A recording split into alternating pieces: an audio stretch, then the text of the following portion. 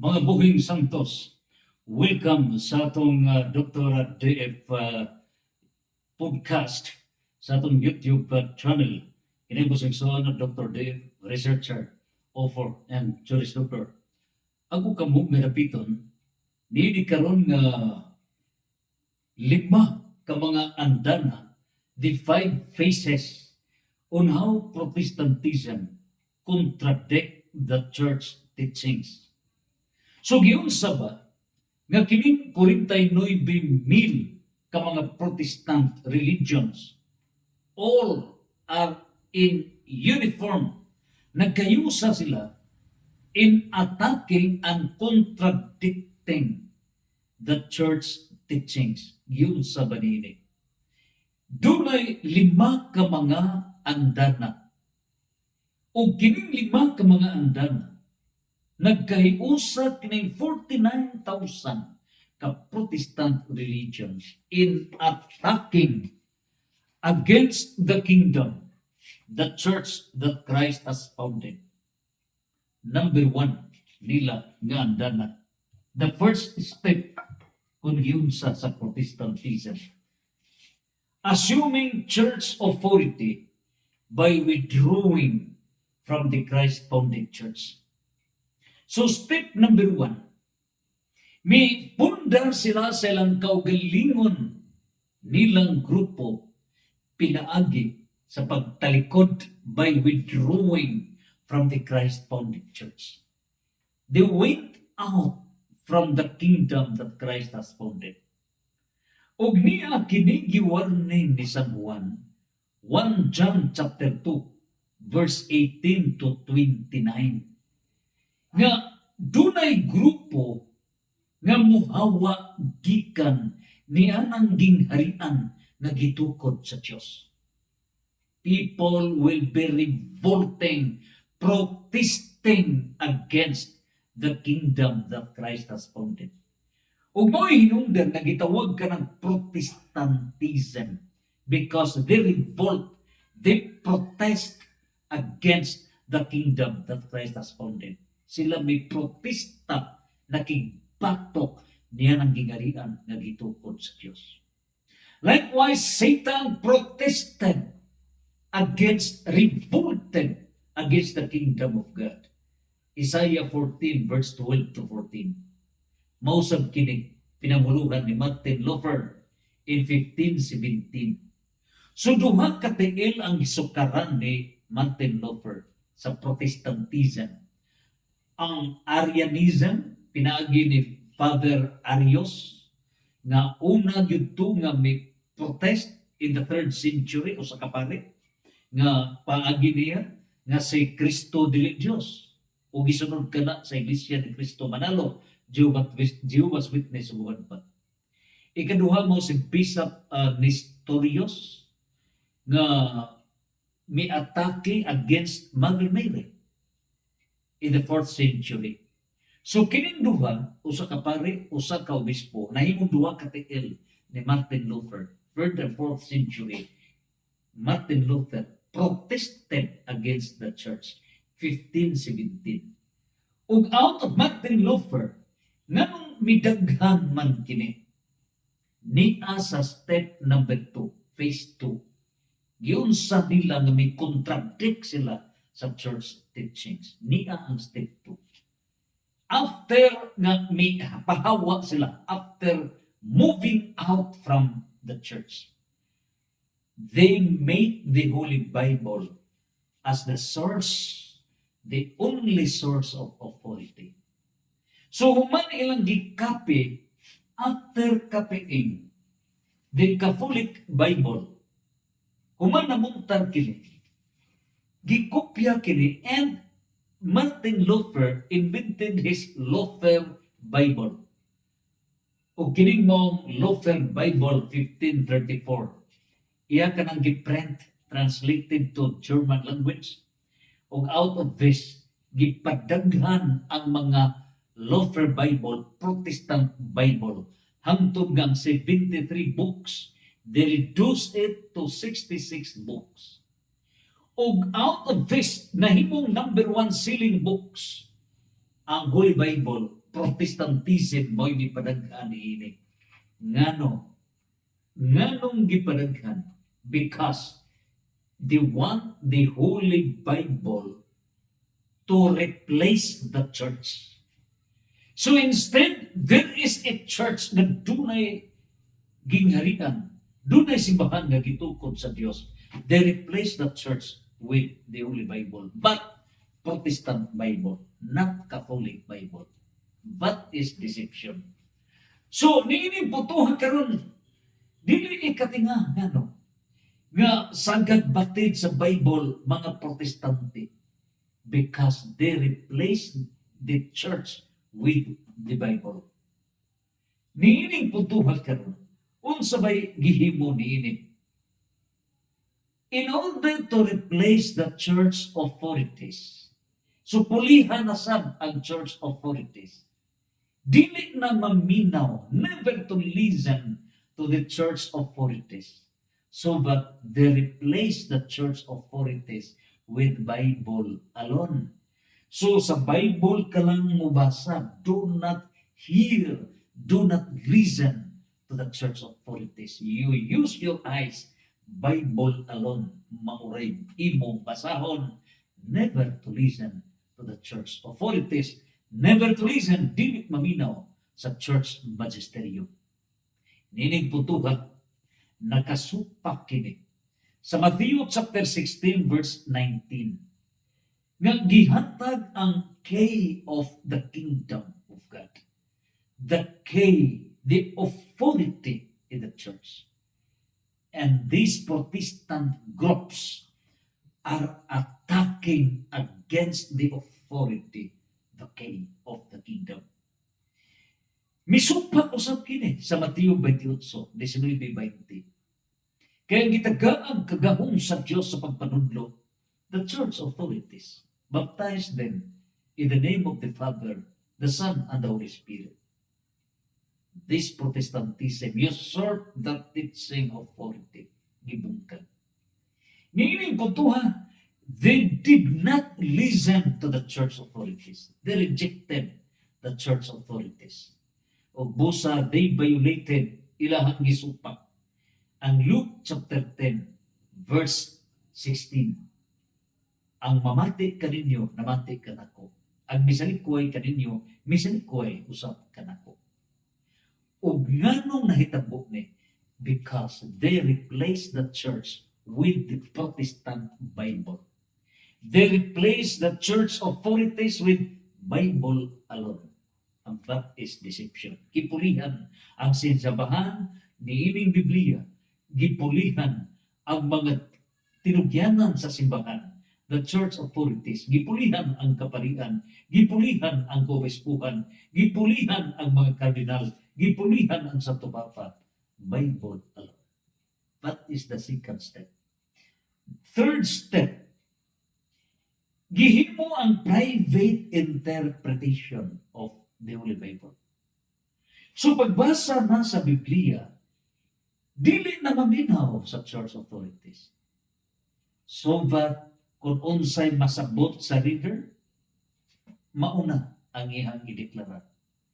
O because of this private interpretation, individual interpretation, unofficial interpretation, it is the very root cause ngano nga daghan ang mga relihiyon nga gitukod sa tao.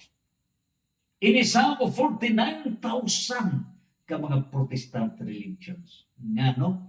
Tungod ni ining private interpretation. Is private interpretation personal nga interpretation, individual interpretation, unofficial interpretation, dili interpretasyon sa simbahan kundi individual ra. Is this correct? Is this authorized? Correct me? Wrong. That is 100% wrong.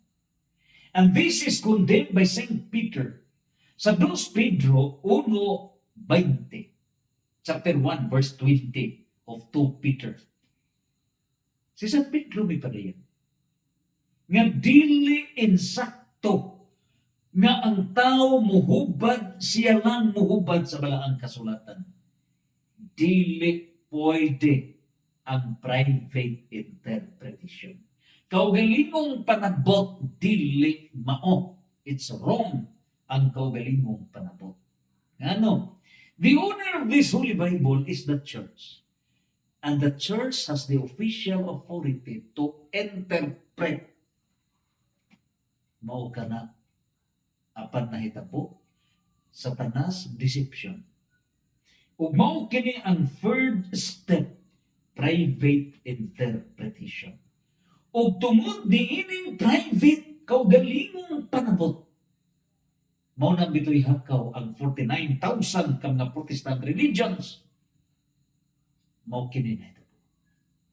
Number 4, sa diha na nga midaghan ang nagkadaiyang mga relihiyon, they are preaching different Christ. So, ang iyahang giwali, dili ang tinuod nga Kristo. The real Christ is Trinitarian. The real Christ, ang tinuod nga Kristo, kauban sa Santissima Trinidad. Diyos nga Amahan, Diyos nga Anak, o Diyos nga Espiritu Santo.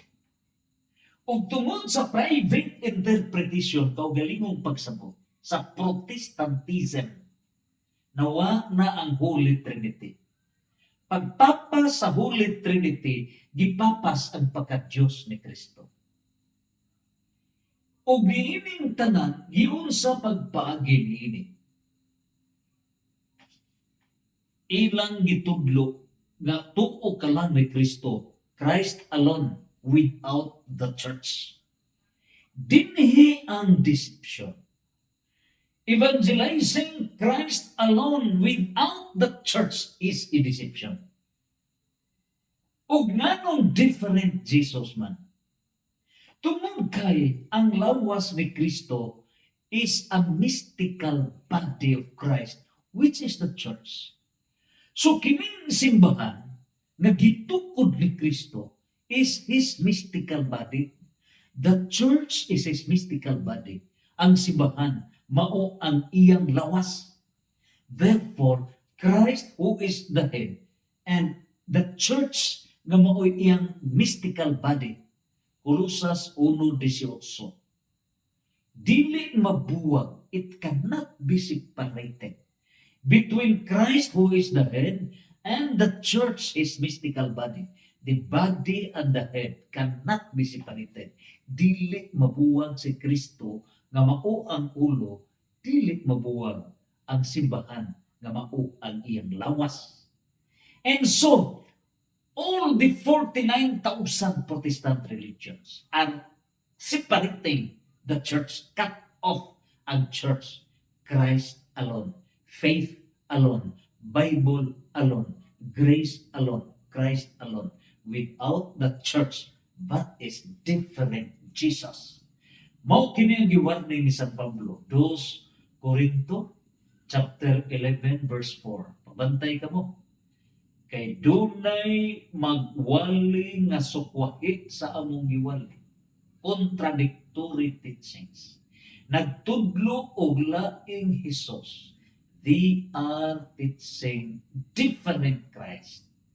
Nganong different Christ? Without the church. Without the body. The church is the body of Christ. Mao na nga different Jesus. O niining tanan, gitawag kini ni San Mateo o false prophets. So all the Protestant religions, false prophets, ngano nagwali og sukwahi, different teachings. Matthew chapter 24 verse 5. Matthew 24 verse 24. Matthew 7 verse 15. Mao kini ang mga false prophets. Gubika nini, they are preaching different Jesus. And they are violating Daniel chapter 2 verse 44, Matthew 16 verse 18 to 19, Colossus chapter 1 verse 18, Ephesians chapter 5 verse 23. they are violating the divine plan, divine will, and divine laws. Kining ikalima. Tungod din ning tanan, nakagamot na sila sa una, nag-protest sila against the church. They went out and they established their own religion. Number two, they used the Bible as the only source of authority. Replace the church. Gipulihan ang simbahan ni Bible. They replace the church authorities. Pinagi sa Bible alone. Bible ra, without listening the church authorities. And number three, private interpretation. Kaugalingon lang pagsabot. And out silang kaugalingon na pagsabot. Gihimo nilang lisensya ang Biblia pagtukod sa nagkadaiyang religion. And St. Paul warned in 1 Timothy chapter 6 verse 5, makapadakto ang religion. You are making the Bible a license to enrich, making religion as the number one lucrative business. Himong negosyo religion. Mauna nga ang kwarta, maoy nabing root cause of all evils. 1 Timothy chapter 6 verse 10. Gihimo ninyong negosyo ang reliyon. Dako ka na sala. And so, number 5, out meaning 1, 2, 3, 4. Number 1, protest against the church. Number 2, gigamit ang Bible as their only source of authority. Number 3, private interpretation. Sila ra mo basa-basa. No church authority. O niya, number 4, nagtudlo na. Nagtudlo different sa gitudlo sa church authorities. Contradictory. And number 5, mo na kini. Bisan unsa na lang, they are all attacking the teachings of the church. Gi-atake ang tanan. Overall attacks.